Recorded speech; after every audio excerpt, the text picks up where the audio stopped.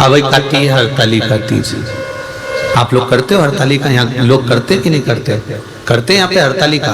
कौन कौन करता है? जरा हाथ उठाओ तो जरा।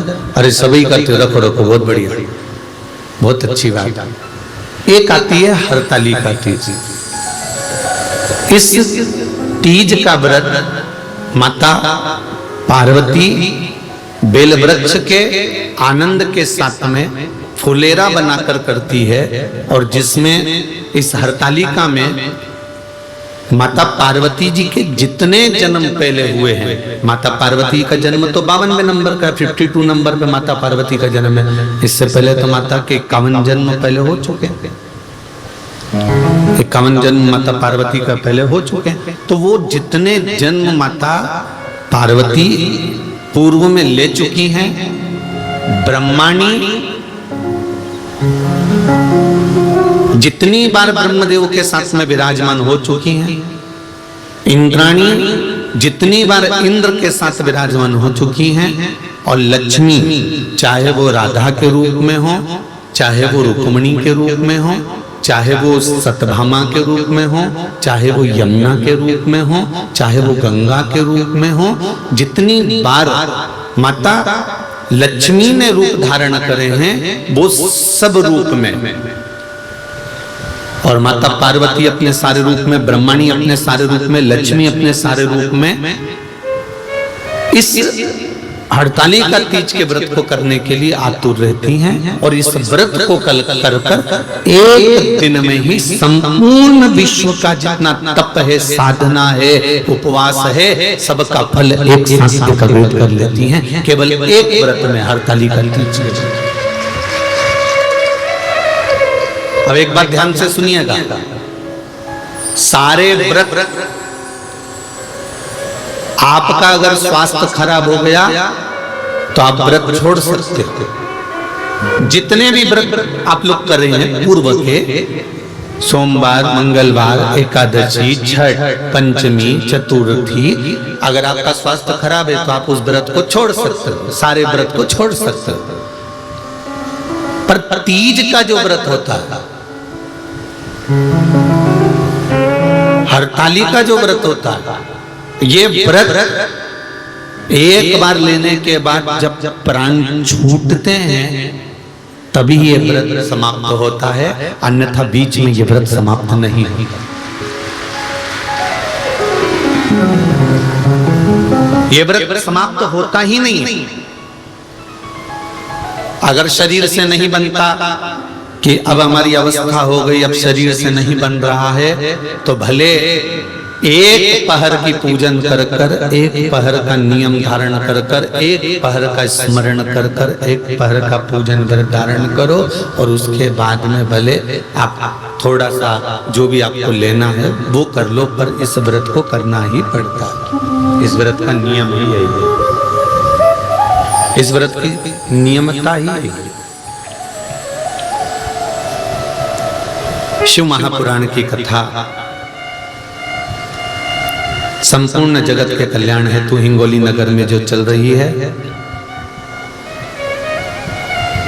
शिव कथा कर रही है।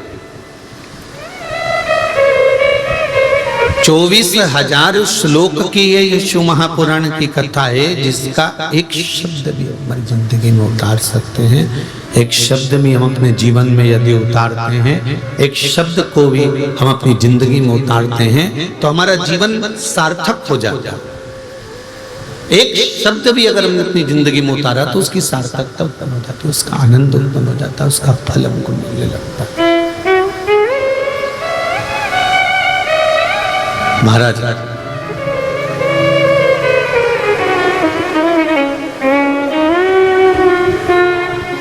भगवान शिव का सुंदर संवाद हरतालिका शिव महापुराण की कथा के माध्यम से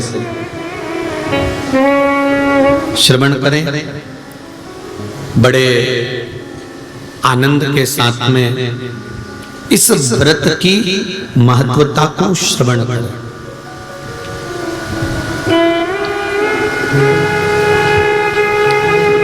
हरतालिका तीज का व्रत करने वाली नारी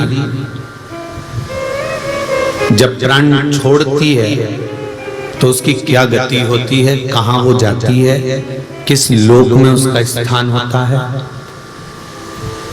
हरतालिका तीज का व्रत जो नहीं करती और भूल से भी फुलेरा का दर्शन करना, फुलेरा जानते हो ना आप लोग, जिस दिन जहां हरतालिका तीज बनती है, केले के पत्ते के ऊपर जहां शिवलिंग बनता है उसके ऊपर जो फूल की मालाएं लटकाई जाती है या झूमर या पत्ते लटकाए जाते हैं, उसका मात्र दर्शन वो व्रत नहीं भी कर रही है, उसका उपवास नहीं है, उसकी व्रत नहीं है, उसने व्रत नहीं उठाया, उसने उपवास नहीं उठाया, ना उसने व्रत उठाया।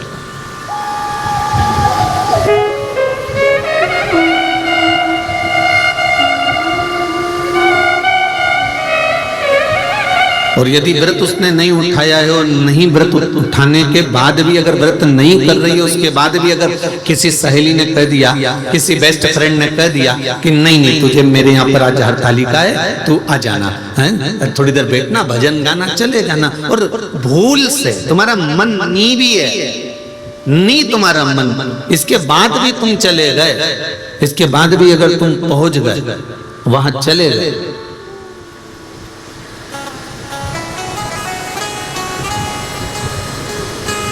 और केवल हरतालिका तीज के उस फुलेरे का दर्शन कर लिया, नहीं है व्रत, और उस फुलेरे का दर्शन कर लिया,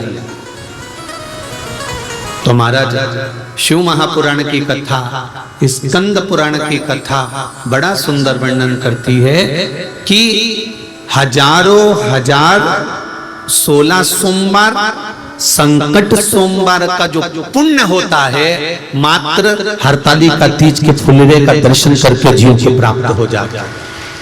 केवल एक फुलेरे का दर्शन कर, शंभु शंभु, केवल एक फुलेरे का दर्शन कर कर प्राप्त हो जाता है।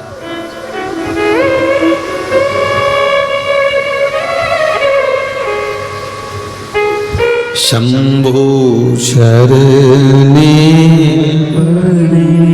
मांगू घड़ी रे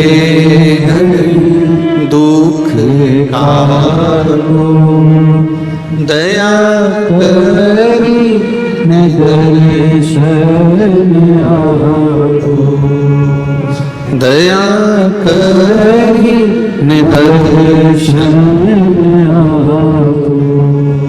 शंभु शरणे मांगू घड़ी रे दुख काटो, दया करी न दर्शन आपो। पर शिव महापुराण की कथा कहती है, एक बड़ा सुंदर संवाद वर्णन किया गया कि जिस दिन हरतालिका व्रत हो या सातुड़ी तीज हो या हरियाली तीज हो या गणगौर की तीज हो, ये नारी करती क्यों है, इसका व्रत का विधान क्या है, क्या क्यों करा जाए।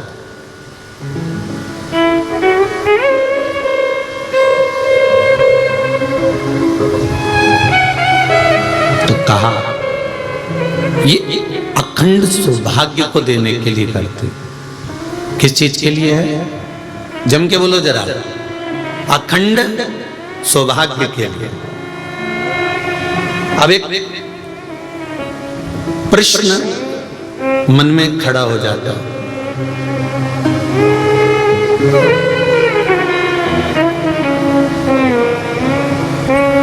माता के गर्भ से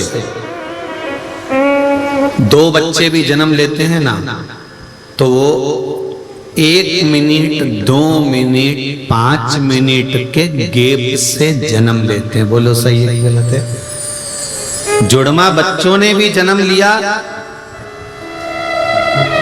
तो एक साथ जन्म नहीं लिया, थोड़ा सा समय आगे पीछे हो गए।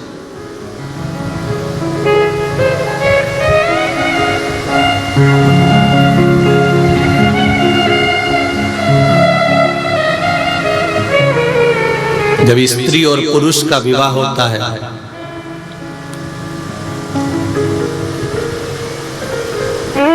जब वो विवाह के बंधन में बंधते हैं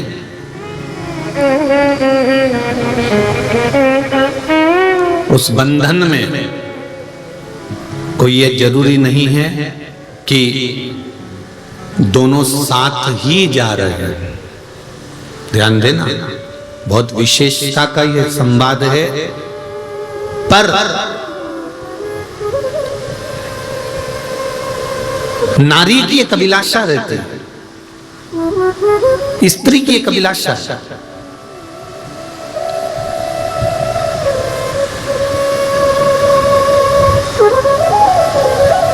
कि मेरे हाथों में भर भर के चूड़ा रहे, मेरे हाथों में भर भर के चूड़ा रहे, और मैया कोई काम ना, और मैया कोई काम मेरे मस्तक पे, मेरे मस्तक पे कुमकुम की बिंदिया रहे, मेरे मस्तक पे कुमकुम की बिंदिया रहे, और मैया कोई काम। हे माँ, हर नारी का एक भाव, संसार में जो नारी का मंगल विवाह होता है वो विवाह के समय पर परमात्मा से ये मांगती है कि मेरा अखंड सौभाग्य हो, अखंड चूड़ा हो, और मेरे प्राण मेरे जाने के बाद मेरे पति के कंधे पर मैं शमशान तक जाऊं। ये प्रत्येक नारी के हृदय की बात है, प्रत्येक। कोई एक की बात नहीं है, ये प्रत्येक के दिल की बात है कि हम अपने पति के कंधे पर, अपने पुत्र के कंधे पर शमशान तक जाएं। अब कई बार बड़ा दिक्कत खड़ी हो जाती है जब मान लो इतना तुमने भगवान से मांगा, इतना तप करा, इतनी साधना करी, इतना व्रत करा, इतना उपास करा, इतना नियम धारण करा, उसके बाद भी अगर कोई घटना हो जाती है, कोई जीव चला जाता है, तो स्त्री को यह सोचने में आता है कि मैंने तो भगवान की इतनी पूजन करी थी, इतनी अर्चना करी थी, इतना व्रत करा था, अब मुझे तो कुछ करना ही नहीं है, अब तो मैं करूंगी नहीं, अब तो मैं ये हरताली का व्रत भी मैं छोड़ दूंगी और ये हो जाएगा। पर शिव महापुराण का संवाद तो सुनो।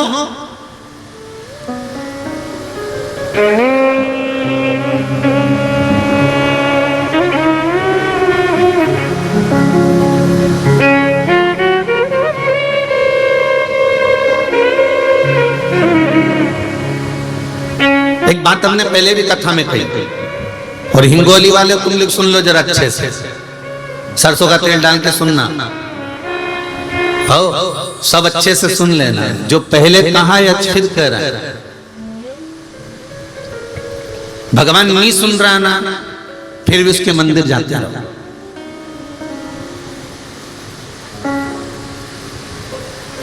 तुम रोटी नहीं भी देती हो ना, तो भी गाय तुम्हारे दरवाजे पर आकर खड़ी हो जाती है, मत दे, वो तो खड़ी है। एक दिन नहीं देगी, 2 दिन नहीं देगी, कभी तो तेरा मन पसीचेगा और डब्बा खोल के रोटी लाकर गाय को देगी, तो वो खड़ी है, खड़ी है।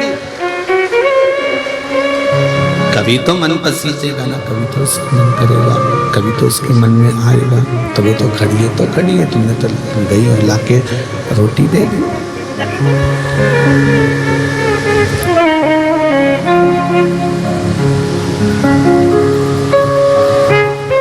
अब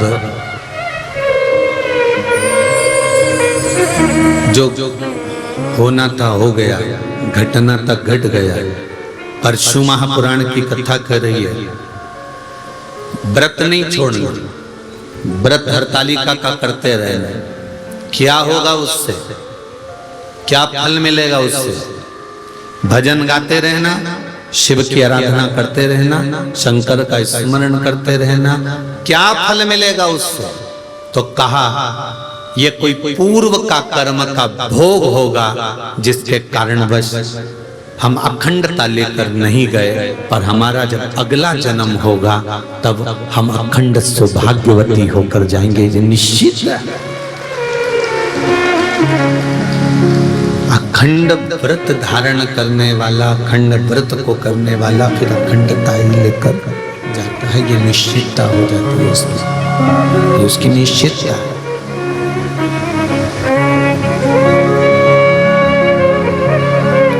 करते रहो व्रत, करते रहो साधना, करते रहो उपवास। मंदिर जाना मत छोड़ो, जाते रहो। शिव जी को एक लोटा जल चढ़ाना मत छोड़ो, चढ़ाते रहो।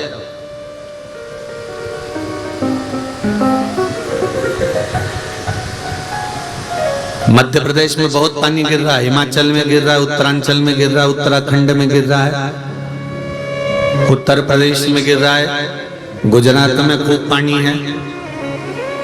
बहुत सारे मैसेज आए, लोगों ने कहा गुरुजी पानी बहुत गिर रहा है, अब कुछ ऐसी व्यवस्था बताओ कि पानी थोड़ा सा कम हो जाए। हमने कहा सारी समस्या का हल तो कहे वो 2 लोटा जल का ही तो कमाल है जो इतना गिर रहा है, जो एक्स्ट्रा चढ़ाया है उसी का तो गिर रहा है, और फिर कह रहे हो कि 1 लोटा। जाते रहो, निवेदन करते रहो, प्रार्थना करते रहो, सुनेगा। तो उन्होंने कहा जल चढ़ाने से जल बंद हो जाएगा क्या? हमने कहा तुमने दिल से मांगा कहाँ? पाँव में अगर कांटा चुभ जाता है तो कांटे को भी कांटे से ही निकाला जाता है।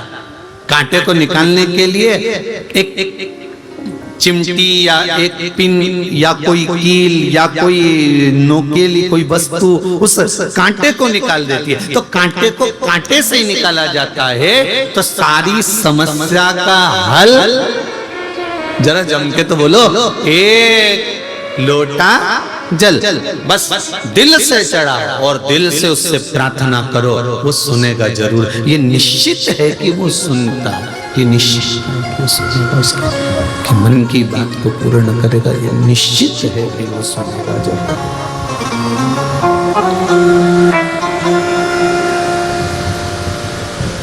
सुनेगा वो, ये निश्चित है। महाराज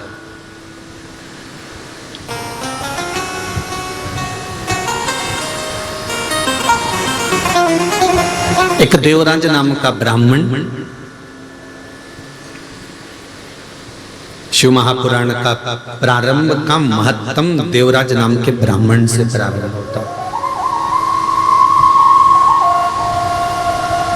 जिसने पूर्ण समय में कोई चोरी नहीं करी है, पूर्ण समय में कोई गलत काम नहीं किया, जिसने पूर्ण समय में कोई बेकार काम नहीं करा, केवल उसने अगर शंभु पूर्ण समय में उसने बेकार काम नहीं करा, पूर्ण समय में उसने चोरी नहीं करी, पूर्ण समय में उसने गलत काम नहीं किया। उसने गलत काम कब करा? जब वो एक वेश्या के चक्कर में पड़ गया।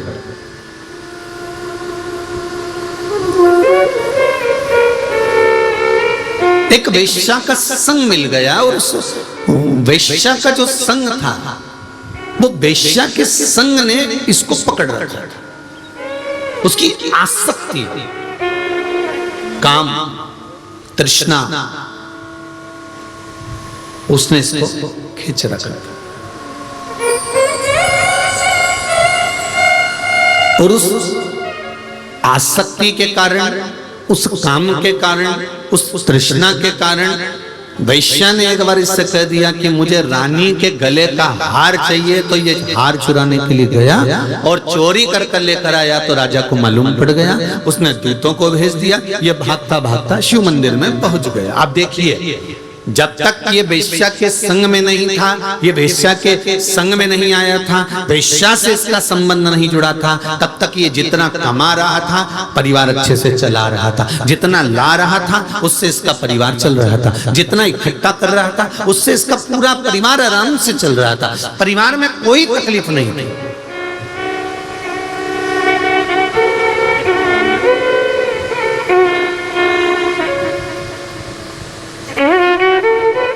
ये जितने भी आप हो, संसार के जितने लोग हैं जो शिव महापुराण की कथा सुन रहे हैं, बड़े ध्यान से सुनना।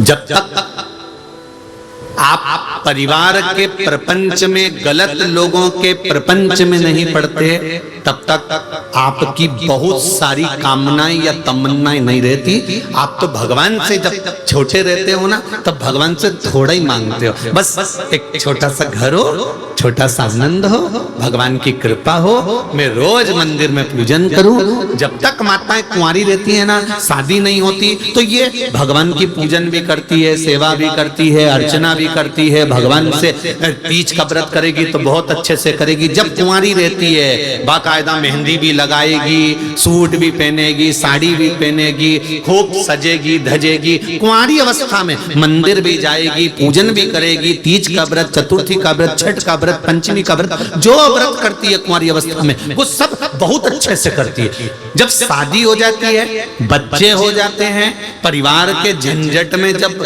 माताएं पड़ जाती है, जो बेटी इतने आनंद में व्रत करती थी, जो बेटी इतने रात भर भजन गा गा कर व्रत करती थी, जब परिवार के चक्कर में पड़ जाती है, फिर तो मेहंदी अब मैं बाद में लगवा लूंगी, अब रहने दो, अब ऐसा करती हूँ, थोड़ी सी नाम की लगा लेती हूँ, थोड़ी सी नाम की लगा लेती हूँ, और थोड़ी सी नाम की लगा ली। फिर सास ने कहा, बेटा अभी तो तेरी शादी हुई है, 2-3 साल तो हुए शादी को, अच्छे से मेहंदी लगा, अच्छे से तीज का व्रत कर, अच्छी अच्छी साड़ी पहन, खूब तो घर में साड़ियाँ रखी है, एक से बढ़कर एक पहन। अरे मम्मी बस अब मुझसे बनता नहीं है, तो कहीं डोकरी हो गई,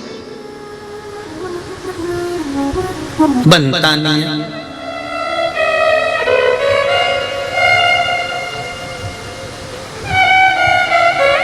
ये किसी एक के साथ नहीं, सबके साथ है। जब गाड़ी नहीं थी, 4 व्हीलर नहीं थी, तब नागनाथ भगवान से, घोड़ा नागनाथ में जाकर, पल्ली बैजनाथ में जाकर, त्र्यंबकेश्वर जाकर भगवान को विनती कर आए थे, बाबा बस 4 व्हीलर गाड़ी आ जाए, फिर तो जब 15 दिन में, 8 दिन में, 10 दिन में मैं दर्शन करने आ जाऊंगा। भगवान ने कहा चलो प्रैक्टिकल कर लेते हैं। भगवान ने इसको एक 4 व्हीलर गाड़ी दे दी। अब इतना मौजी राम हो गया, सब दूर जाने के लिए गाड़ी है, पर भगवान के धाम जाने के लिए गाड़ी कभी तैयार नहीं होती। जब तैयार करे तब कैंसिल। भगवान भी कह रहे थे, इसीलिए नहीं दे रहा था, इसीलिए नहीं दे रहा था। जब तक शादी नहीं हुई, भगवान हरतालिका तीज का व्रत, मम्मी मैं सब तैयारी कर दूंगी। ऑफिस से आएगी, कुंवारी है, ऑफिस से आकर भी तैयारी कर लेगी, खूब आराम से श्रृंगार विंगार करेगी, खूब बड़े प्रेम से, शादी नहीं हुई उससे पहले खूब तैयारी, ढोलक बजा बजा के भजन कीर्तन सब करेगी। आस पास में माताओं को भी खिलाएगी, भाभी आना, काकी आना, हमारे यहाँ तीज का व्रत है, हमारे यहाँ तीज का व्रत है, हमारे यहाँ हरतालिका तीज का व्रत है, हमारे यहाँ फुलेरा बनेगा, हमारे यहाँ शंकर जी की पूजन, सबको किया। और शादी होने के बाद में अब 4 बार 5 बार सास कह रही है, बेटा अब तो उठ जा, कर ले कुछ थोड़ा बहुत तैयारी कर ले पूजन की। अब तो ऐसा मन उचिष्ट हो गया कि वो कहते हैं ना कि भगवान, कई लोग हमसे कहते हैं कि गुरुजी आप इतना कहते हो कि भगवान का भजन करो, भगवान का भजन करो, तो भगवान प्रकट क्यों नहीं होते? भगवान की कथा कह रही है कि गाड़ी मांगी थी, गाड़ी दे दी, गाड़ी आने के बाद गाड़ी की कीमत घट गई। फ्रिज नहीं था घर में, रोज प्राण खाए पति के, फ्रिज ला दो, फ्रिज ला दो, फ्रिज ला दो। जिस दिन से फ्रिज आया, एक बार अच्छे से सफाई नहीं करी, वो फ्रिज कचरे जैसा अंदर से हो रहा। वॉशिंग मशीन ला दो, वॉशिंग मशीन ला दो। जब तक वॉशिंग मशीन नहीं आई तो उसकी कीमत इतनी थी, वॉशिंग मशीन आ जाए, वॉशिंग मशीन आ जाए। वॉशिंग मशीन आने के बाद ऐसी है कि वो में चूहा भरा दिया महाराज। बोलो सही है कि गलत है? नहीं, थोड़ा बुरा लगेगा, हिंगोली वालों थोड़ा सा लग सकता है, और लग जाए तो लग जाए। हल्दी की मंडी में कथा चल रही है, बेच देना, उसमें कौन सी दिक्कत है? तो उसमें टेंशन वेंशन नहीं लेना अपने को, अपन तो कथा कल मस्त। जब तक जो चीज नहीं मिलती उसकी कीमत होती है, जो चीज मिल जाती है उसकी कीमत खत्म हो जाती है। मकान छोटा था, बड़ा हो जाए, बस बड़ा हो जाए, बड़ा हो गया। हमेशा कहती थी छोटे से मकान में कहाँ तो कपड़े सुखाऊं, कहाँ जाऊं, छत बड़ी हो तो घूमने जाऊं। भगवान ने 2-3 मंजिल का मकान दे दिया। अब जिस दिन मुहूर्त हुआ था, पंडित जी ने एक बार ऊपर ले जाके पूजन कराई थी, 1-2 बार टेरिस गार्डन में घूमने गई थी। उसके बाद अभी तक नहीं मालूम कि ऊपर क्या क्या पड़ा हुआ है। उस दिन के बाद नी चढ़ी, और चढ़ी तो इतनी ऊपर चढ़ गई कि नीचे ही नहीं आई, इतनी चढ़ी। बताओ,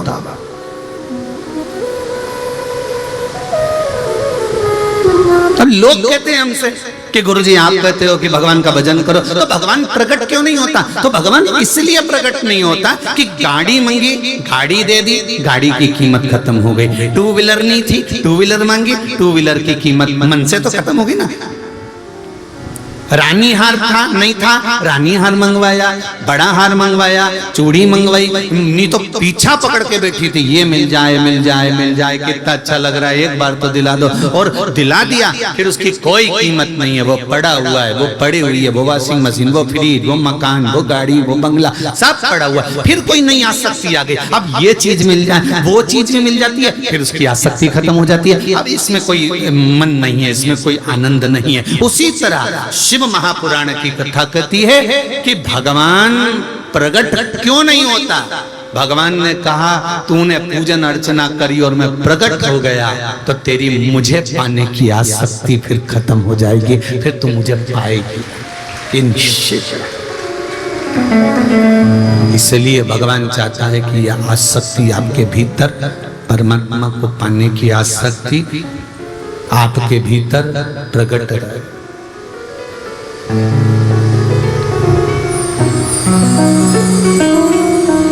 आपके भीतर प्रकट, इसीलिए कहा शिव अर्चना का सुख ही दूसरा।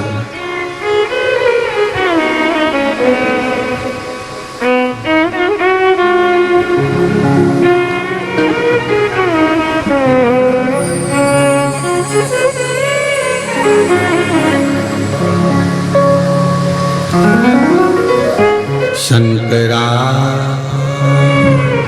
शंकरा गौरी गौरी शंकरा। हे शिव हे हे अविनाशी, हे शिव करुणा करने वाले, हे दाता आप करुणा करिए। तो जो जिस भाव से भगवान को रिझाता है, जो जिस भाव से भगवान को कहता है, भगवान उस भाव से उसको मिलता है। भगवान प्रकट कभी नहीं होगा, भगवान तुम्हारे सामने आएगा कभी नहीं, पर यह निश्चित है कि तुम्हारा भगवान काम कर कर चले जाएगा। भगवान शिव का स्मरण, शिव भक्ति का मंत्र जाप कोई साधारण नहीं होता। हम तो आप लोगों से भी कहेंगे, हिंगोली वालों से भी कहेंगे, जितने लोग हिंगोली के यहाँ कथा श्रवण कर रहे हैं और जितने लोग आस्था चैनल पर, फेसबुक, यूट्यूब पर ये हरतालिका शिव महापुराण की कथा को सुन रहे हैं, ध्यान से श्रवण करना। मेरा बाबा, आप जिस भाव से शिव महापुराण की कथा में जाकर बैठते हो, जिस भाव से भगवान का भजन करते हो, ये निश्चित है कि 3 महीने में मेरा भोलेनाथ आपकी झोली भर ही भरता।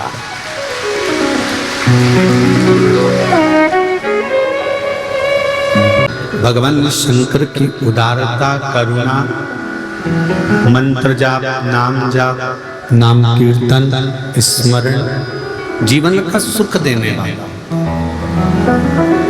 जिस मंत्र को वेदव्यास जी ने शिव महापुराण में वर्णन किया है, उस मंत्र को आप सब साथ में बाबा से अपने दिल की बात करते हुए कि हरतालिका शिव महापुराण की कथा में हिंगोली से श्रवण कर रहे हैं, हिंगोली में बैठ कर सुन रहे हैं। बाबा इस कथा को श्रवण करें और आपकी कृपा हो, हमारे मन की अभिलाषा पूर्ण करें।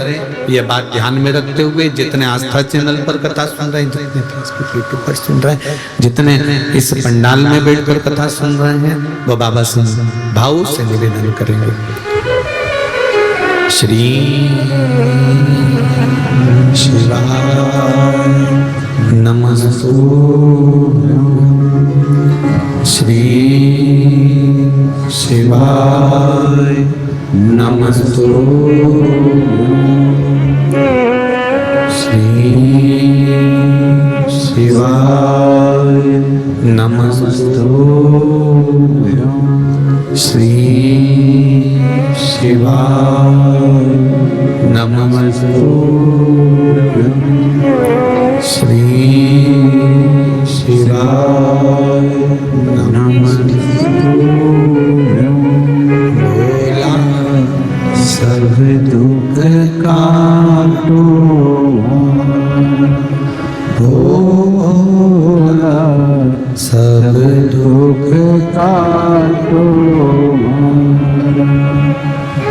शिव शंकर जपू तेरी माला, भोले बाबा जपू तेरी माला, भोला सब दुख काटो माला, ओ भोला सब दुख काटो माला। शिव जी से मन के हृदय की बात कहकर भगवान शंकर से प्रार्थना करें, जो जीवन का सुख देने वाला, आनंद देने वाला वो देवादिदेव महादेव है।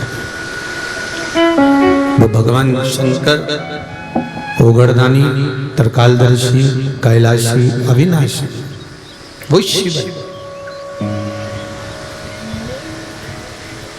शिव महापुराण कह रही है, देवराज नामक का ब्राह्मण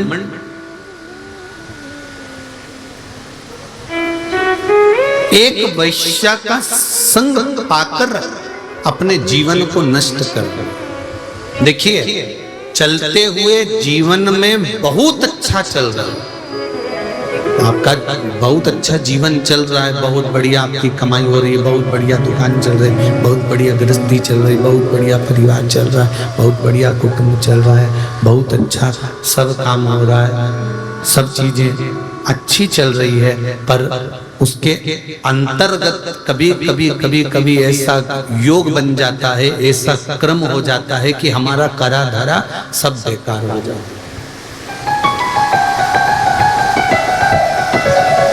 हमारा जितना करा हुआ है वो सब पानी फिर गया।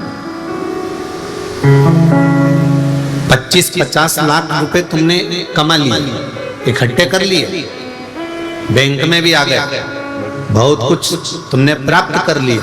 पर कई बार तुम जब और अच्छा करने का सोचते हो ना कि ये मैं और कर लूंगा, और तो तुमने फिर कई विचार करा कि ये काम करता हूँ कि मैं डब्बे का काम कर लेता हूँ, ने शेयर मार्केट का काम कर लेता हूँ, फिर ही तो बैठा हूँ, घर में से ही कर लूंगा। और विचार करा था, परिवार वालों ने कहा मत कर, जो है भगवान की कृपा का है, भगवान ने दिया है, सब अच्छा चल रहा है, दाल रोटी भगवान दे रहा है ना, पेट भर कर दे रहा है ना। फिर वही वाली बात आ गई जो शिव महापुराण में वर्णन है कि पेट भरने की जवाबदारी मेरे देव अधिदेव महादेव ने ले रखी है, पेटी भरने की जवाबदारी नहीं ली कि तुम्हारी पेटी भर, क्योंकि पेटी ना तुम जन्म के समय पर लेकर आए थे, ना पेटी तुम वापिस मरने के बाद लेकर जाओगे। हाँ, हिंगोली में ऐसा होता हो तो बात दूसरी, पर हमने तो जहां तक सुना है कि मुट्ठी बांधे आया जग में, राधे हाथ पसारे जाएगा, और क्या तू लेकर आया जग में, क्या तू ले, ये मत बोलो क्या तू लेकर जाएगा, लेकर जाओगे। जो हिंगोली वालों, तुमने 7 दिन की शिव महापुराण की कथा इस हिंगोली नगर में श्रवण करिए, ये तुम्हारा पड़ोसी लेकर नहीं जाएगा, ये अपन अपने साथ लेकर जाएंगे, ये कोई दूसरा लेकर जाने वाला नहीं है।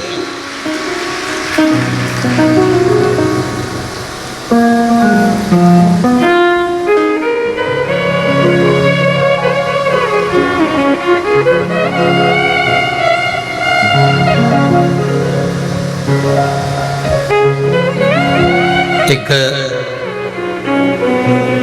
जहां अग्रवाल जी के यहाँ ठहरे ना महाराज निकुंज के यहाँ, तो वहां किसी ने 2 पत्र भेजे, सामने टेबल पे रखे होंगे। उसमें एक पत्र में लिखा है कि कोई बीमारी थी तो उसका वर्णन है, और दूसरा पत्र में लिखा उन्होंने कि गुरुजी से ये पूछना है कि बचपन में पुण्य कमाना चाहिए कि जवानी में पुण्य कमाना चाहिए कि अधेड़ी में पुण्य कमाना चाहिए कि बुढ़ापे में पुण्य कमाना चाहिए। बोलो रे हिंगोली वालों, तेरा क्या होगा रे कालिया, तुम बता दो कि पुण्य कब कमाना चाहिए, बोलो जरा। बचपन में पुण्य कमाना चाहिए कि जवानी में पुण्य कमाना चाहिए कि अधेड़ी में पुण्य कमाना चाहिए कि बुढ़ापे में पुण्य कमाना चाहिए। शिव महापुराण की कथा कहती है, जवानी में जो तुमने पुण्य कमाया है तो वो पुण्य तुम्हारा जवान की जवान बना रहेगा, अंतिम समय तक चलता रहेगा।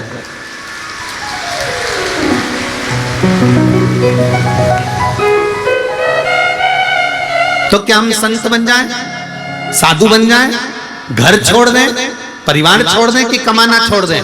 कुछ मत छोड़ो, घर में रहो, परिवार में रहो, कुटुंब में रहो, रिश्तेदारों में रहो, पूरे परिवार में रहो, खूब दिल से तुम कमाई करो, दुकान जाओ, व्यापार करो, व्यवसाय करो, कर्म करना है पूर्ण करो, पर उस काम के साथ में थोड़ा सा भगवान का भजन करते चलो, तो वो जवानी का पुण्य तेरे अंतिम समय तक काम आ जाएगा। जवानी का पुण्य। अब किसी के मन में आएगा कि गुरुजी तुम कैसे कह सकते हो कि जवानी का पुण्य अंतिम समय तक काम आएगा? तुम किस शर्त पर कर सकते हो? तो घर में जितनी बुजुर्ग माताएं हैं, घर में जितने बुजुर्ग भाई हैं, इनसे पूछ लेना, जवानी का खाया आखिरी तक काम आता है। कई जवान बहुओं के बाल धोले पड़ गए और डोकरी उनके देखो तो अभी इनने जो पूर्व समय का खाया, बोलो सही है कि गलत है? ये जितनी वारकरी संप्रदाय की जितनी यात्रा निकलती है ना पांडुरंगा विठल के नाथ जाने के लिए, जितनी भी मेरे निकले, जितनी यात्रा निकले, इसमें जवान माताएं या युवान बहन भाई तो बहुत कम रहते हैं, सब डोकरी रहे। तो कई लोग इनको देख के आश्चर्य करते हैं कि बताओ 75 साल की, 50 साल की, 40, अभी कथा थी परली बैजनाथ में, एक 75 साल की माँ 7 दिन तक एक जगह पर खड़े होकर कथा सुनती रही। आपने टीवी पर भी देखा होगा उसका। 75 वर्ष की आई, तो मन में ये भाव आता है कि ये इतनी एनर्जी लाती कहां से? कई बहुओं के मन में टेंशन रहता है, मेरी तो अभी 32 साल की उम्र है, 42 साल की है, हमारी सासू तो 70 साल की, तो भी पूरा काम कर ले, उसकी आंख से बीन ले, उसकी आंखें भगवान ने ऐसी बना के भेजी है, भगवान जाने मेरी सास की आंख जरा सी देर में देख ले कि क्या गड़बड़ है, इतनी एनर्जी कहां से आई? तो के ये साधारण नहीं है, जो घी पहले खाया है वो बुढ़ापे में दिख रहा है, बुढ़ापे में दिख रहा है। तो यही शिव महापुराण की कथा कहती है कि बचपन का पुण्य, जवानी का पुण्य, अधेड़ी का पुण्य कि बुढ़ापे का पुण्य, कहाँ का पुण्य काम आएगा? तो कहा जवानी में परिवार के साथ रहो, कुटुंब के साथ रहो, बच्चों के साथ रहो, पत्नी कुटुंब परिवार के साथ में रहो, और उनके साथ रहते रहते भगवान का भजन करते चलो, तो ये अंत समय तक काम आएगा। जो किया वो अंतिम बिंदु तक काम आएगा। अब कई लोग चतुर लोग बैठे रहते हैं, अभी कोई उम्र है, अभी कोई उम्र, बचपन जवानी कोई उम्र, अधेड़ी तो कमाने की उम्र है। भजन की उम्र आएगी जब हम शिथिल हो जाएंगे, जब शिथिल हो जाएंगे, बुढ़े हो जाएंगे, तब भजन की उम्र आएगी। तो शिथिल तुम्हारी उम्र हो जाएगी तो पुण्य भी तो शिथिल हो जाएगा, पुण्य भी तो बुढ़ा होगा, पुण्य भी तो शिथिल होगा। तो जवानी में किया गया पुण्य का फल जो मिलता है उसका फल कोई काट नहीं सकता। इसलिए मेरा निवेदन है, बहुओं से भी है, बच्चों से भी है, और जितने जितने पंडाल में शायद ऐसे और भी पंडाल और लगे हैं, कितने लगा? हाँ, तो जितने लोग उस पंडाल में बैठे हैं और जितने लोग सोने की सीढ़ी पे चढ़ के बैठे हैं, सब ध्यान से सुन ले, अच्छे से।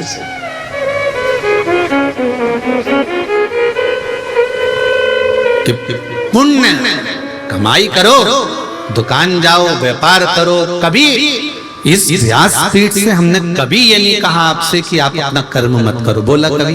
हमने एक ही बात बोली, खूब काम करो, खूब कमाओ, दिल से कमाओ। तुम कमाओ, किसी को दान करो मत करो, किसी को दो मत दो, पर अपनी कमाई का थोड़ा सा अपने ऊपर भी खर्च करो, जिससे तुम्हारा जीवन अच्छा रहे, तुम्हारा जीवन अच्छा रहे। कमाया कमाया कमाया कमाया, आखिरी में यही छोड़ के चले गए। तुम गए वो 12वें के दिन नुक्ती, पूड़ी और चने की सब्जी खा रहे।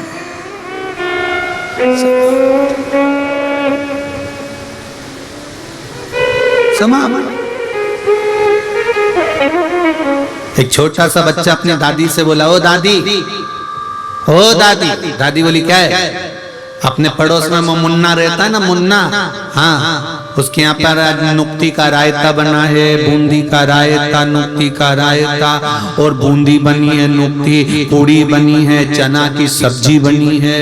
दादी उसके यहाँ पर सब कुछ बना है, मालूम है? इतने में दादी बोली, बेटा उसकी यहाँ तो आज बनेगा, क्योंकि उसकी दादी का आज 12वां है। इतने में बच्चा दादी का गाल पकड़कर बोला, अपने घर कब बनेगा? दादी ने एक घर के दिया, मेरे को मारने की प्लानिंग कर रहा, मुझे मारना चाहता।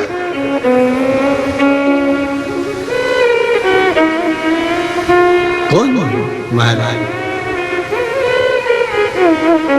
झूठा है संसार हमने देख लिया, सब मतलब के यार हमने देख लिया। झूठे नाते झूठे रिश्ते, झूठे नाते झूठे रिश्ते, झूठा है संसार हमने देख लिया।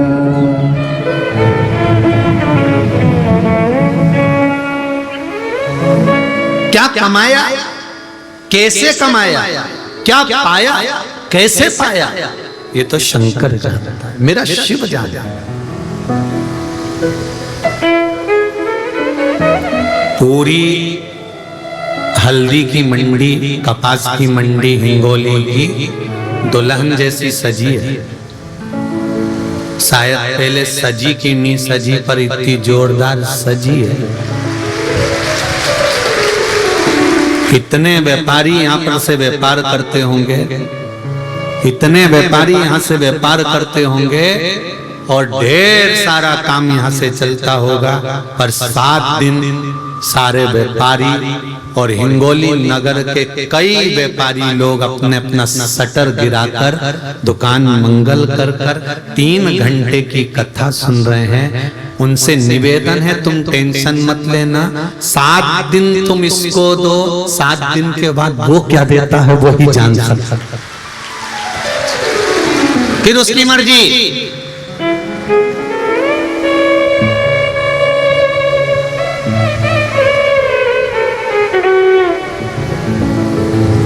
उसकी कृपा क्या होती है, उसकी दया क्या होती है, उसकी उदारता क्या होती है, ये वही जानता है।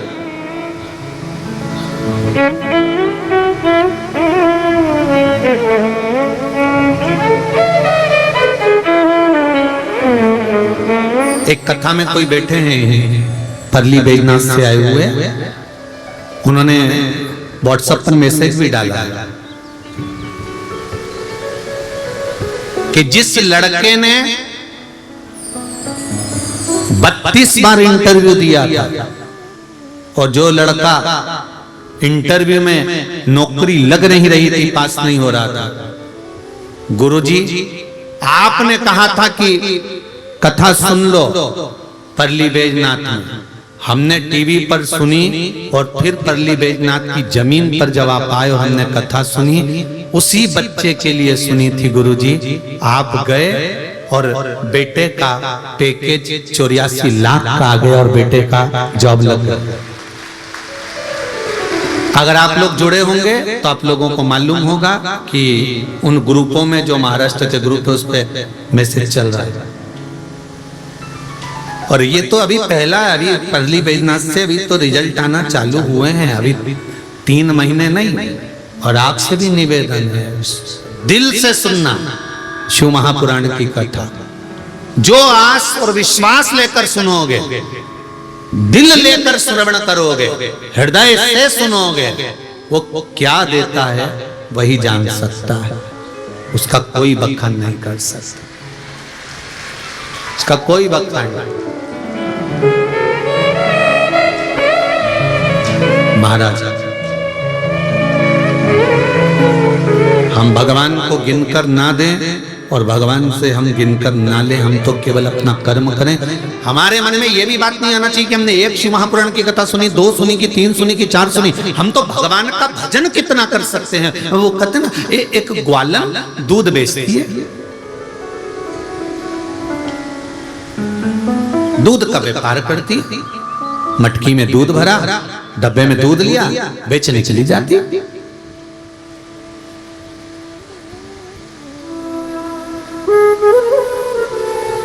वहीं पर मल्लुकदास जी बैठे थे।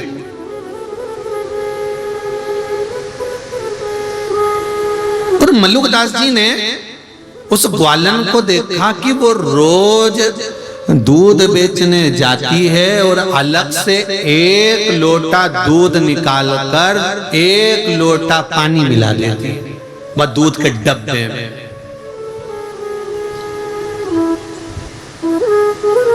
अब वो दूध के डब्बे में 1 लोटा पानी मिला दे, वो दूध निकाले और पानी मिला दे।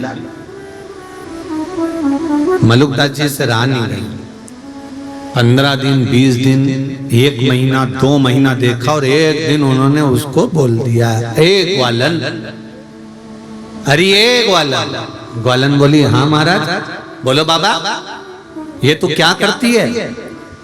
1 लोटा दूध निकाल कर उसमें 1 लोटा पानी मिला देती है, क्या करती हो तुम ये? ग्वालन कहती है, बाबा मैं पास के गांव में दूध बेचने जाती हूँ, उसी गांव में मेरा मंगेतर रहता है जिससे मेरी सगाई हुई है। ये अच्छा वाला जो दूध है ना, 1 लोटा मैं उसको दिया था।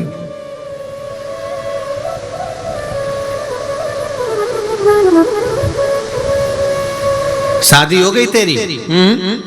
अभी थोड़ी ना हुई है, 2 साल के बाद होगी। अच्छा,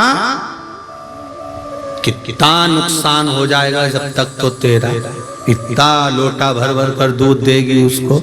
अरे बाबा, जब पूरा जीवन ही उसको देना है और जब उससे दिल लगा लिया है तो 1 लोटा दूध में क्या जाए, क्या हिसाब देखना कि कितना गया कितना आया, अपने को नहीं देखना, अपन को तो दे देना। मल्लुकदास जी को वो बात दिमाग में बैठ गई कि मैं 24 घंटे माला जपता रहता हूँ 108 मनके की, उससे प्रेम किया और मनकों में गिन रहा हूँ कि इतनी हो गई, इतनी हो गई, इतनी हो गई, और इसने प्रेम किया और आज तक हिसाब नहीं कर रही कि कितना लोटा दूध दिया, कितना। मल्लुकदास कहते हैं, मैं बाबा, मैं संत, मैं साधु, मैं सन्यासी, मैं तपस्वी, मैं साधक, मैं उपासक, मैं गिन रहा हूं कि भगवान का कितने भजन कर लिया, कितना जाप कर लिया, कितनी बार कथा सुन ली, कितना दान दे दिया, कितना पुण्य कर दिया, कितना सत्कर्म कर दिया, कितनी बार मैंने ब्राह्मण का भोजन कराया, कितनी बार मैंने ये दान दिया, कितनी बार मैंने वो दान दिया, मैंने कितनी बार गौदान करा, मैंने कितनी बार अन्नदान करा। हम हिसाब लगा कर बैठे हैं कि हमने इतनी बार ये कर लिया, मैंने तो इतने सोमवार के व्रत करे, मैंने तो इतना मंगलवार करा, मैंने तो इतना तीज का व्रत करा, मैंने तो इतना चतुर्थी का व्रत करा। हम हिसाब जोड़कर बैठते हैं और परमात्मा को देने में शिव महापुराण की कथा कहती है कभी हिसाब मत जोड़ो कि भगवान का भजन कथा कितनी सुनी है, कितना करा है। जब तुम्हारा भजन का हिसाब रखेगा तो वो त्रिकालदर्शी कैलाशी अविनाशी मेरा शंकर रखेगा, और उस हिसाब के बल पर क्या देता है ये उसके ऊपर है। हमें हिसाब नहीं रखना कि हम क्या कितना दिया, कितना करा।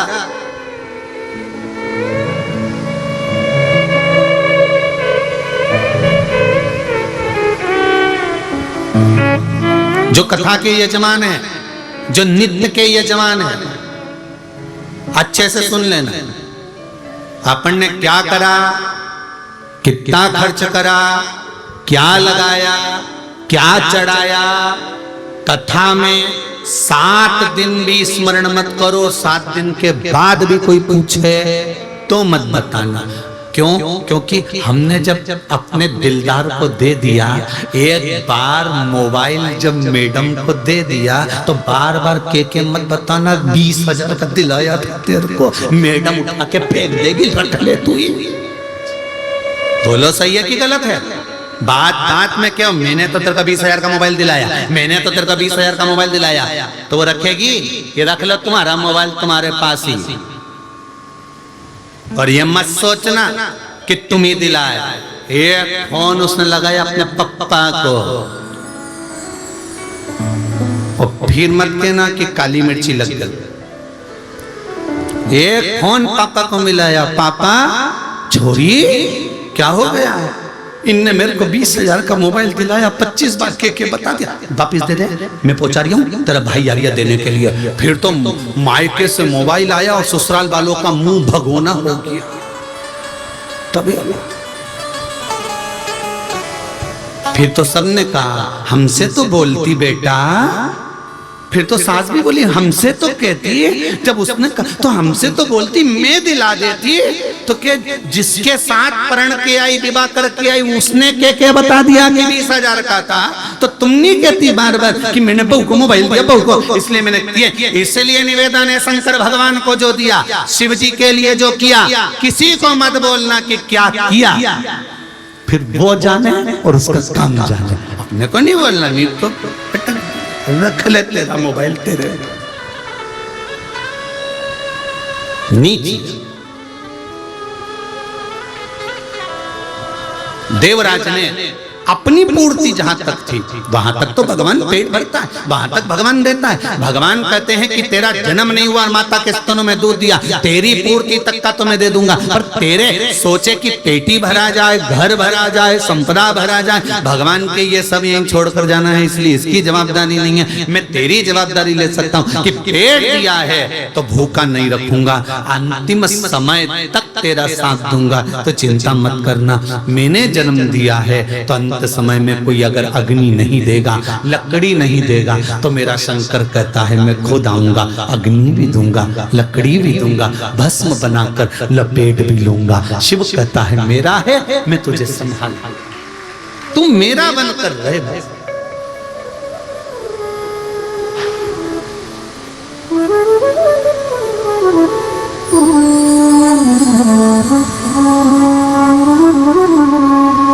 भगवान को आपसे कुछ नहीं चाहिए।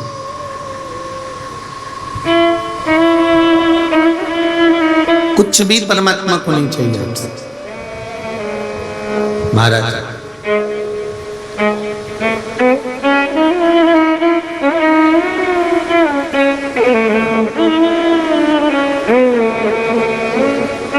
भगवान तो केवल आपसे इतना चाहता है कि आप बचपन हो, जवानी हो, अधेड़ी हो, बुढ़ापा हो, जब आपको समय मिले तब आप स्मरण में लग जाओ। एक लोटा जल शिव पे चढ़ाओ। मात्र एक लोटा जल हमारे जीवन की सारी समस्या का हल कर देता है। शंकर का नाम स्मरण, आपका किया गया भजन कीर्तन मंत्र जाप नाम जाप ये जीवन का सुख दे दे।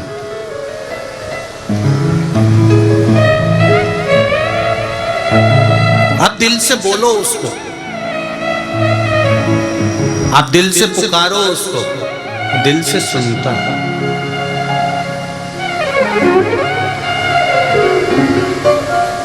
और जब वो दिल से सुनेगा तो ये निश्चित है, फिर कहूंगा ब्रह्मदेव ब्रह्मलोक में रहते हैं, भगवान विष्णु वैकुंठ लोक में रहते हैं, और मेरा देव अधिदेव महादेव मृत्यु लोक में रहता है, जो सुनता है तुरंत कर दो।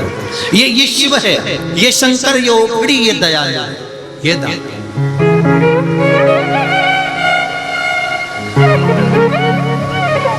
उसकी उदारता इतनी, उसकी करुणा इतनी। महाराज देवराज नामक का ब्राह्मण एक वैश्या का संग पकड़कर अपने जीवन को नरक बना लिया। कभी कभी ऐसा योग बन जाता है, कभी कभी ऐसा समय आ जाता है कि हमारी चलती हुई अच्छी गाड़ी, हमारा चलता हुआ अच्छा समय, हमारा चलता हुआ अच्छा जीवन किसी थोड़े से लोभ में, काम में, आसक्ति में, तृष्णा में, वासना में फंसकर नरक हो जाए।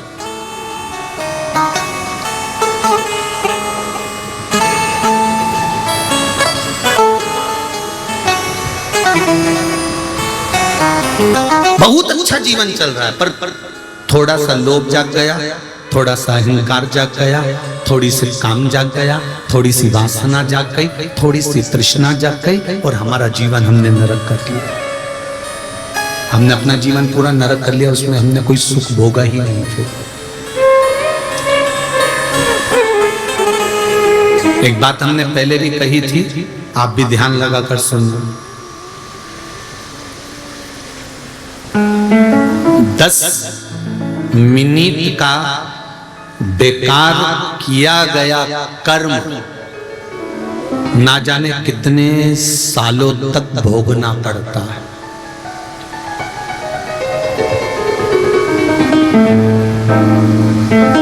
कितने सालों? झूठ, छल, प्रपंच, कपट, बेईमानी हम थोड़ी सी करते हैं और एक जन्म में उसका भोग नहीं भोग पाते। 84 लाख योनियां जो हैं ये हमारे कर्म को भोगने के लिए है। तो गुरुजी एक छोटा सा झूठ, छल, बेईमानी, कपट, प्रपंच से क्या इतना भोगना पड़ता है? इतना भोगना पड़ता है? ऐसा कोई होता है क्या? तो देख लो, थोड़ी सी देर का क्रोध आया, प्रैक्टिकल देखिए, थोड़ी सी देर का क्रोध आया, गुस्सा आया, चक्कू उठाया, तुमने उसके पेट में मार दिया। कितनी देर लगी? 2 मिनट, 5 मिनट, 10 मिनट, 15 मिनट, पेट में चक्कू, पेट में चक्कू मार, मर गया। पुलिस पकड़ कर ले गए, अदालत थाने में पटक दिया। बोलो पटका कि नहीं पटका? पटकने के बाद में अभी तो केस चालू ही नहीं हुआ।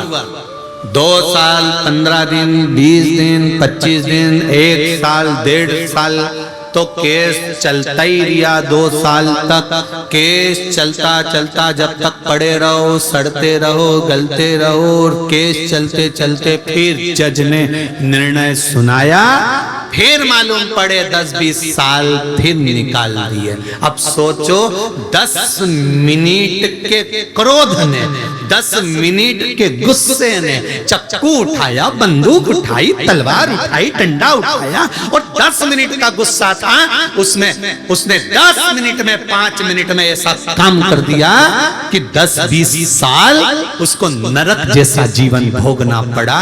तो जरा सा क्रोध आया था और 20 साल भोगना पड़ा। तो यही तो शिव महापुराण की कथा कहती है, एक झूठ, एक प्रपंच, एक छल, एक कपट, एक बेईमानी, थोड़ा सा किया गया गलत काम 84 लाख योनियों में पटक पटक कर भोगना पड़ता है। पटक और 84 लाख योनियां भोगने के बाद फिर यह मनुष्य का शरीर मिलता है।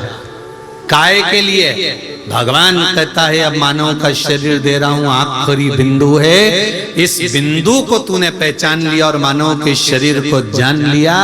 ये हीरे की तिजोरी तुझको दी है, इस हीरे की तिजोरी को जाना, केवल खाया कमाया और जोरदार खजूर की चोटी कड़ी ने एसी का रूम ने डनलप का गद्दा खूब चकाचक सोया ने 25 और 50 लाख की गाड़ी में खूब घूमा।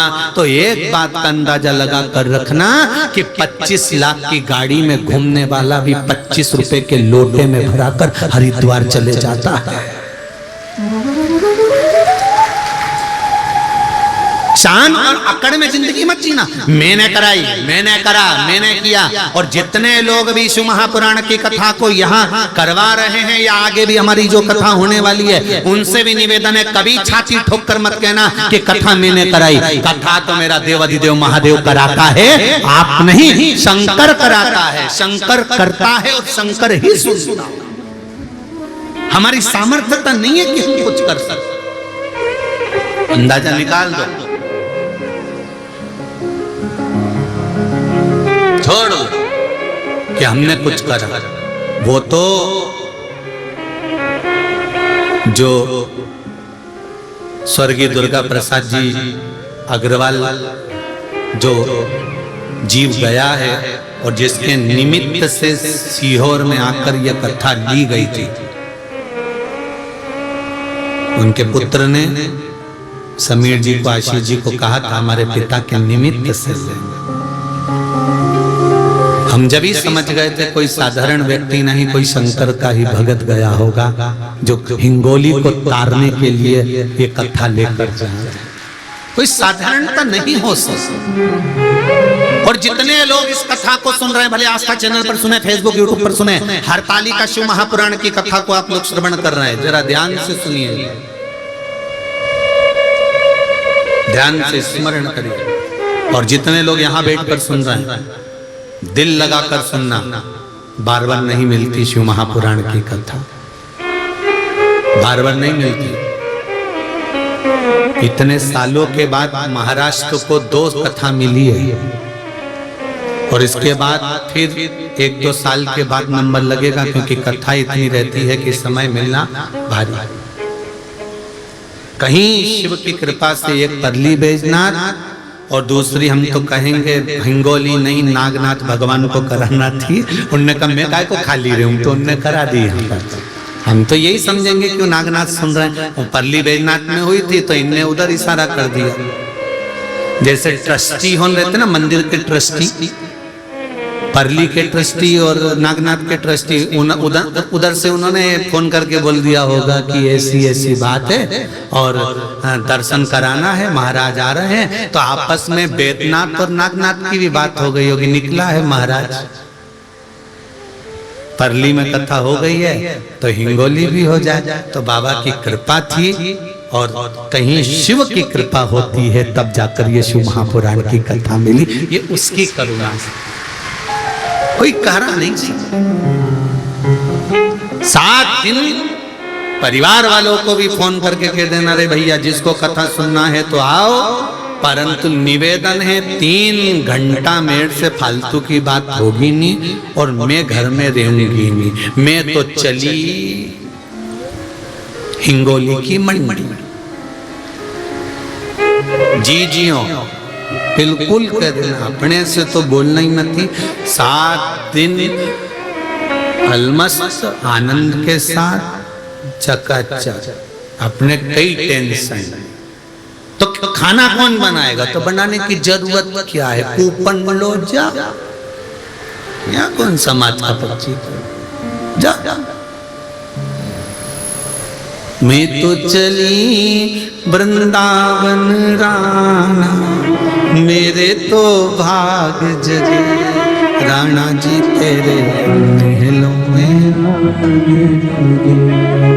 राणा जी तेरे महलों में। शिव कथा कर रही है महाराज। देवराज ने वो एक वैश्या का संग पाकर गलत कर्म कर लिया और उस वैश्या के कहने पर राज कराने में पहुंचकर चोरी कर ली। चोरी का हार लेकर चला, उसके पीछे राजा के दूत दौड़ने लगे।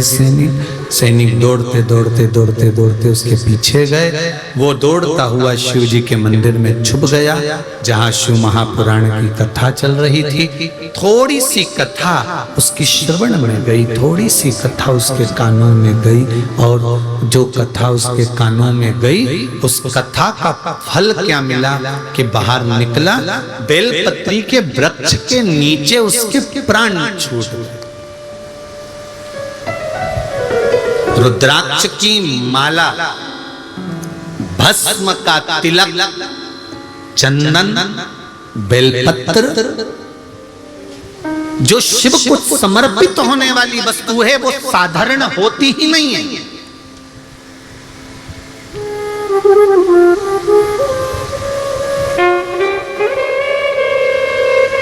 कमल का फूल लेकर आओ तो 5 रुपए का एक मिलेगा। बेलपत्री तो किसी भी पेड़ में से तोड़ ली और चढ़ा दी, कीमत की लगी नहीं। शंकर भगवान को महंगी सामग्री कुछ चाहिए ही नहीं। बेलपत्री सब मिल जाए तो चढ़ाओ, नहीं मिले तो मेरी उठाकर धोकर फिर चढ़ाओ।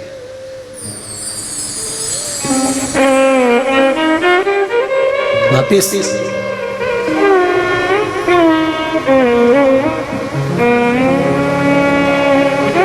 भस्म कितने कीमत की होगी? अरे गोबरी लाओ, कंडा गाय का गोबर की गोबरी जलाई, भस्म तैयार, शिव को लगाई।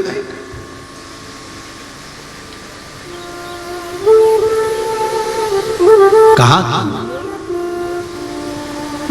धतूरा बहुत महंगा मिलता है, कहीं से तोड़ लाए, शिव जी को चढ़ा। धतूरे की कीमत मूलो। चंदन, जल, शंकर भगवान कहते हैं मुझे चढ़ने वाली संपूर्ण सामग्री जितनी भी है, इसकी कोई कीमत नहीं है। शंकर कहते हैं मुझे चढ़ाने वाली वस्तु की कीमत नहीं होती, जो चढ़ा रहा है। शिव जी कहते हैं चढ़ने वाली वस्तु की कीमत नहीं है, पर जो चढ़ा रहा है मेरे मंदिर में आकर, शिव कहते हैं मैं उसको कीमत वाला बना देता हूं। वस्तु की कीमत नहीं होती, पर शंकर के पास जो पहुंचा है, शिव के नजदीक में जो पहुंचा, शंकर के पास जो गया, शिव के पास पहुंचकर जिसने वस्तु समर्पित करी है, शिव कहते हैं मैंने उसको कीमत वाला बना दिया, मैंने उसको कीमती बना दिया। वो कीमत वाला अब देवराज बेलपत्री के वृक्ष के नीचे प्राणों को त्यागा। यम के दूत बंदी बनाने के लिए आए, नहीं ले जा सके क्योंकि शंकर के गण वहीं पर खड़े हुए।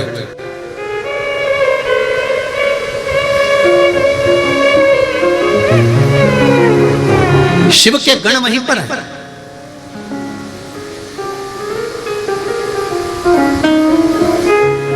हम इसको लेने के लिए आए, पापी है। ब्राह्मण होकर वैश्या का संग करा, ब्राह्मण होकर काम में डूबा रहा, ब्राह्मण होकर चोरी करी, ब्राह्मण होकर लोभी रहा, ब्राह्मण होकर गलत कर्म करा। इसलिए हम इसको लेने के लिए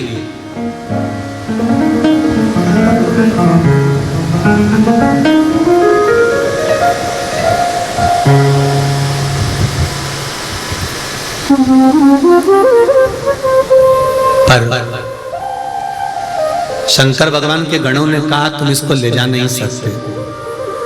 कारण कितना भी बड़ा पापी हो, कितना भी बड़ा लोभी हो, कितना भी बड़ा कामी हो, कितना बड़ा भी अहंकारी हो, बेलपत्री के वृक्ष के नीचे इसके प्राण छूटे। ये वृक्ष कोई साधारण है क्या? जिस वृक्ष के नीचे 64 योगनियां, जिस वृक्ष के नीचे लक्ष्मी झाड़ू लगाती हो, जिस वृक्ष के नीचे नारायण भगवान शंकर का गुणगान करते हो, जिस वृक्ष के नीचे ब्रह्मा बैठने के लिए तरसते हैं, जिस वृक्ष के नीचे इंद्र पारिजात वृक्ष को लाकर भी समर्पित कर छोटा बन गया, जिस वृक्ष के नीचे 33 कोटि देवता बैठकर भगवान शंकर से वर प्राप्त कर लेते हैं, जिस वृक्ष के नीचे पापी से पापी जीव का भी उद्धार हो जाता है, उस वृक्ष के नीचे ये बैठा है जहां इसके प्राण छूटे।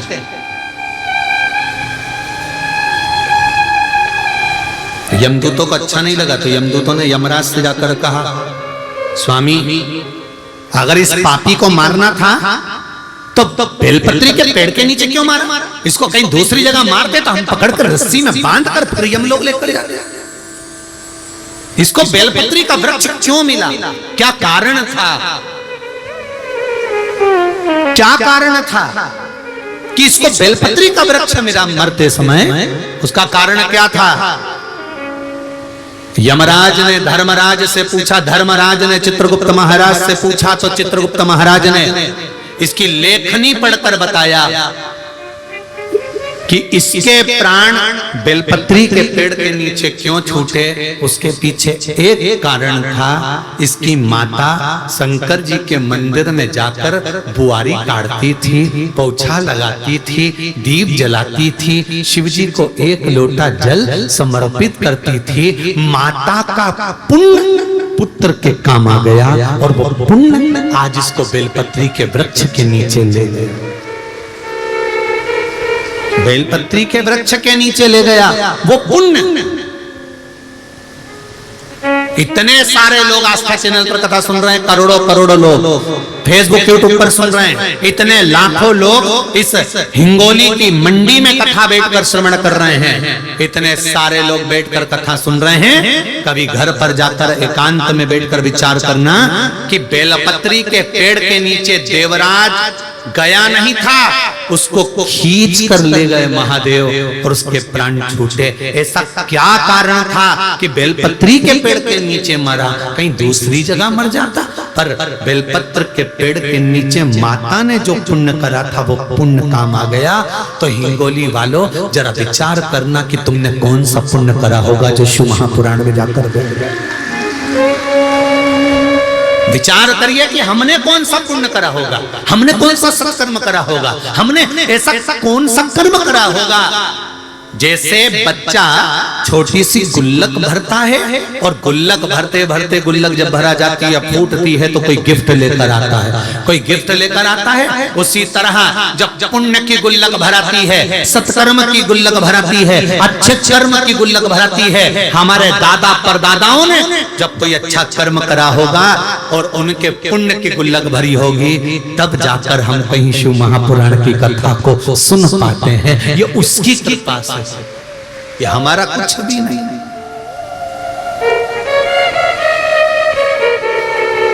ये उसकी कृपा थी तो हमने सुना, उसकी कृपा है तो हमको प्राप्त हो रही है, उसकी कृपा है तो हमको मिल रहा है, उसकी कृपा बिना नहीं।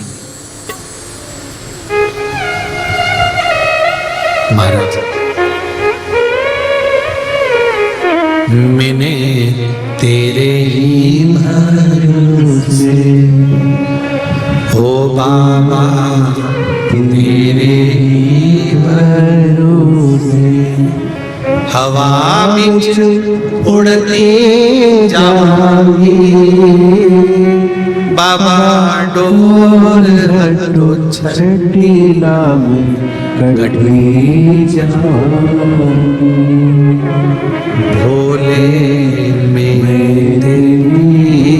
पतंग शंभो में तेरी पतंग हवा विच उड़ते जावे बाबा ढोल छड़ीला में कटी जावे।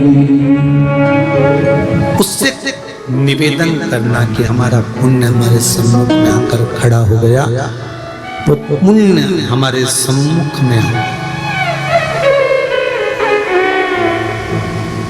शिव जी के गण देवराज को ले जाने लगे। शंकर भगवान सामने आ गया, तुम लेकर मत चलो, मैं लेकर चल। जिसके गले में रुद्राक्ष होता है, जिसके गले में रुद्राक्ष डला होता है, वो कहीं पर भी रहे। आजकल नए नए कैमरे आ गए, जो ये सीसीटीवी कैमरे लगे रहते हैं। इस कैमरे में किसी एक व्यक्ति का फोटो फिट कर दो, वो व्यक्ति जहां रहता है कैमरा वहीं घूमता रहता है। पूछना किसी से, बता देगा जो कैमरा लगाने वाला होता है। ये कैमरा आज का नहीं है, पुराने समय का, शंकर जी के समय से चला आ रहा है। शिव जी ने भी कह दिया था, पार्वती जिसके गले में रुद्राक्ष हो, मस्तक पर त्रिपुंड हो और गले में रुद्राक्ष धरा हो और मुख पर पंचाक्षर ओम नमः शिवाय, पंचाक्षर या षडाक्षर ओम नमः शिवाय या श्री शिवाय नमस्तुभ्यम जिसके मुख पर होता है, गले में रुद्राक्ष डला होता है, मस्तक पर अगर चंदन या तिलक लगा होता है, शंकर पार्वती से कह रहे हैं वो जहां रहता है मेरी दृष्टि उस पर पड़ी रहती है, देखता रहता हूं कि वो कहां। कैमरा चल रहा, कैमरा चालू रहता है कि वो गया कहां।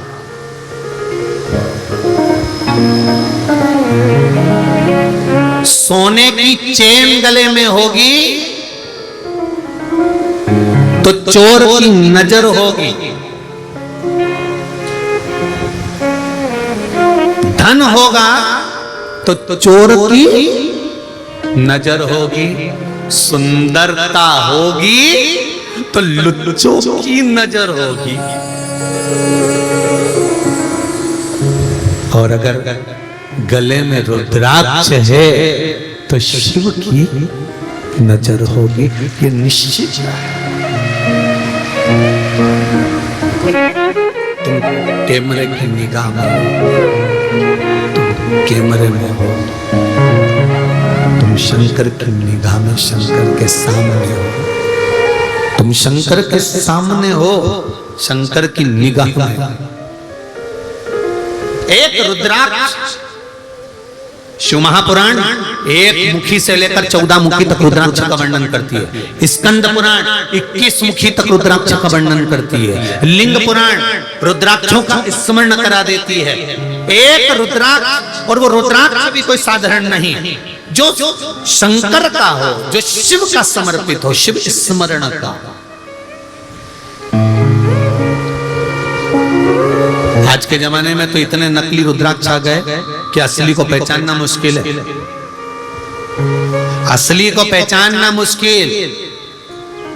जैसे एक भैरू जी का ओटला, भैरू जी का ओटला देखा, एक पेड़ के नीचे इतना बड़ा पत्थर रखा, उसके पास में बहुत सारे पत्थर, पत्थर पर सिंदूर पुता, और किसी ने कह दिया ये हमारे यहाँ का भैरू जी का ओटला। तो के भैरू जी महाराज रहते हैं। एक पढ़ा लिखा लड़का, पढ़ा लिखा लड़का ने आकर पूछा पिताजी से, पिताजी ये क्या है, इस पेड़ के नीचे इतने सारे पत्थर रखे, सब पे सिंदूर पुता है, ये क्या है? पढ़े लिखे लड़के ने पूछा तो पिताजी बोले ये अपने भैरू जी। अच्छा, तो लड़के ने पढ़ा लिखा था तो उसने पूछ लिया, यहाँ तो इतने सारे पत्थर रखे, सब पे सिंदूर पुता है, इसमें असली भैरू कौन सा? अब यहाँ इतने सारे पत्थर, सब पे सिंदूर पुता, तो इसमें असली भेरू कौन सा है? पिताजी बोले बेटा हमको तो पता नहीं, दादाजी से पूछ लेना। तो दादाजी के पास पढ़ा लिखा लड़का गया, दादाजी से पूछा, दादाजी अभी मैं आ रहा था गांव में तो एक ओटला वहां पेड़ लगा था, वृक्ष के नीचे इतने बड़े पत्थर रखे थे, सब पे सिंदूर पुता था। मैंने पापा से पूछा कि ये क्या है, तो वो बोले भेरू जी का ओटला है। तो इतने सारे भेरू रखे थे पिताजी, इसमें असली भेरू कौन सा है? तो इतने में दादाजी बोले बेटा हमारा जमाना में तो एक ही भेरू था, इतना बड़ा जो पत्थर रखा देखा होगा ना, लोग उसी पे सिंदूर पोतते थे, वही असली भेरू था। तो फिर इतने सारे भेरू कहां से आ गए? तो दादाजी बोले बेटा लोग सिंदूर पोतने आते थे, साथ में रुमाल ने पिन्नी लाते थे, एक भाटा उठाया पत्थर, हाथ पोछा पटक गए, दूसरा भाटा उठाया, हाथ पोछा पटक गए, इतने सारे भेरू इकट्ठे हो गए। असली भेरू तो बेचारा बैठे ही रहता है, उस पे कोई सिंदूर नहीं लगाता, ये पुतौआओं पे पोत के चले जाते हैं। जो भी आता है इन सबको पोत देता और असली वाला बेचारा बैठे ही रह जाता है। उसी तरह इतने इतने रुद्राक्ष, इतने रुद्राक्ष, इतने रुद्राक्ष, इसमें असली कौन सा है?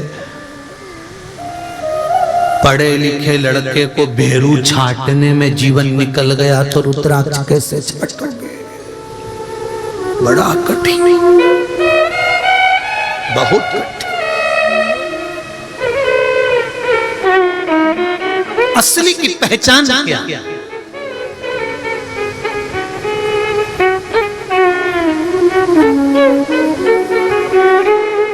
क्या पहचान है असली की?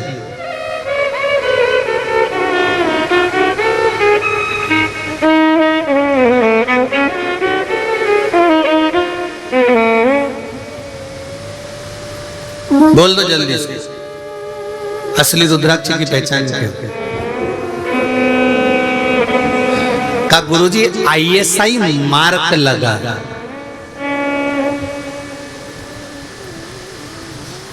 तो ऐसा मार्क तो, अरे बोलो तो जम के, अच्छे से बोलो जरा, कोई भी लगा ला। अभी एक कहीं का अखबार में पढ़ा था, सोने का बिस्कुट पे हॉलमार्क लगा था, तो बेचारा सुनार ने सोचा कि हॉलमार्क का बिस्कुट है, उसने रख लिया। अब हॉलमार्क लगा था, रख लिया, उसने सोचा भी इतना बड़ा बिस्कुट हॉलमार्क पर कम कीमत में मिल रहा है, ले लिया। ले तो लिया, वो चले गया और बाद में जांच करी तो वो हॉलमार्क भी नकली था और बिस्कुट भी नकली।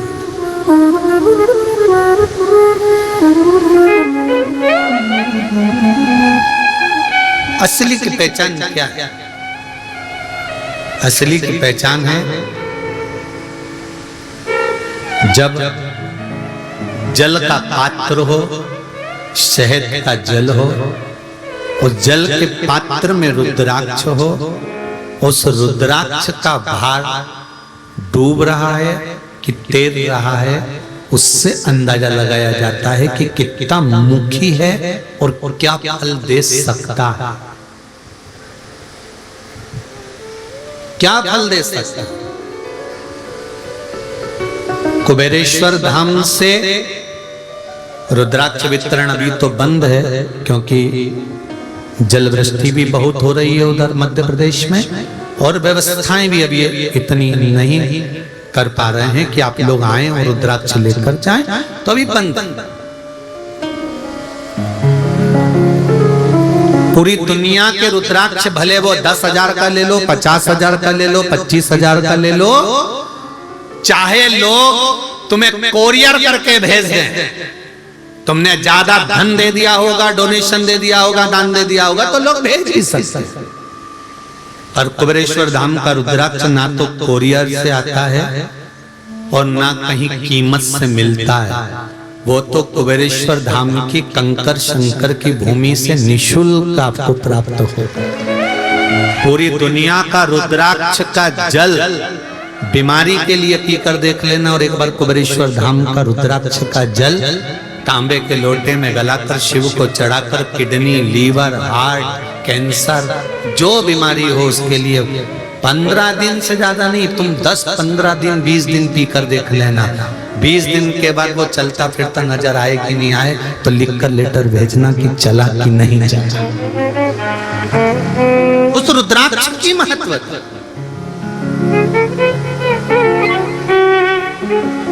उस रुद्राक्ष की मूलता,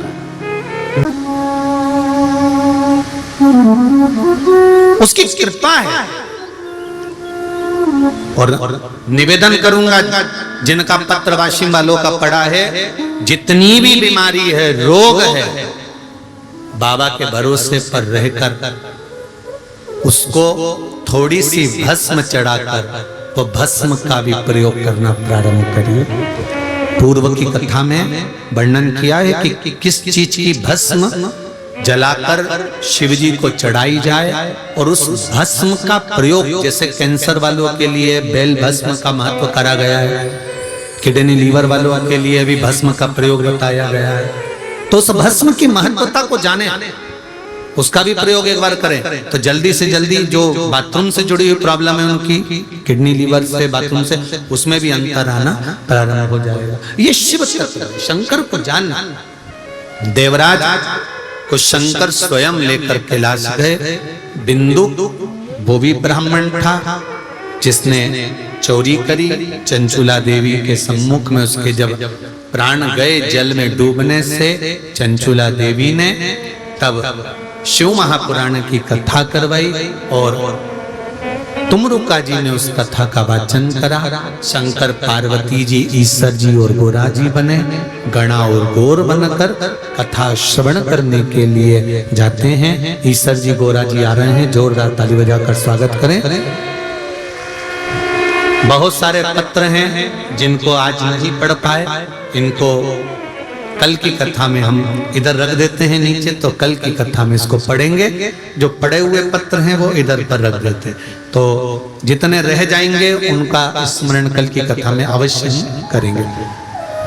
ईश्वर जी, गोरा जी का पूजन करने के लिए यजमान परिवार और जो आज के पूजा यजमान परिवार हैं वो भी आए, और यजमान परिवार भी पधारे।